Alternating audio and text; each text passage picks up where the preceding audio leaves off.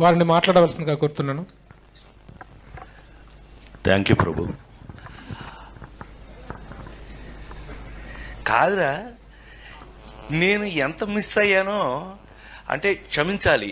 ఇలా ఉంటుందని మీరందరూ వస్తున్నారని నిన్న కనుక అచ్చనా నీ సంగతి బయటికి వెళ్ళక చూసుకుందాం. మనం ఎప్పుడూ ఉన్నదే కదా.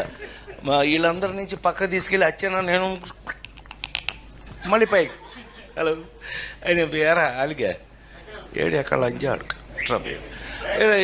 ఇలా మనకు అలవాటే కదా. సత్యంగా నిన్న నేను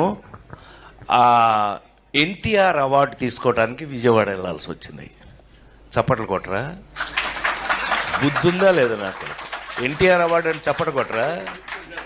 ఏంటి బ్రెయిన్ పోయిందా అందరికి? చెప్పి కొట్టించుకోవడం ఏంటి అన్నయ్య? దానికి కొట్టకపోతే నీకు సిగ్గులేనట్లు లెక్క. విశ్వవిఖ్యాత నట సార్వభౌమ నందమూరి తారక రామారావు.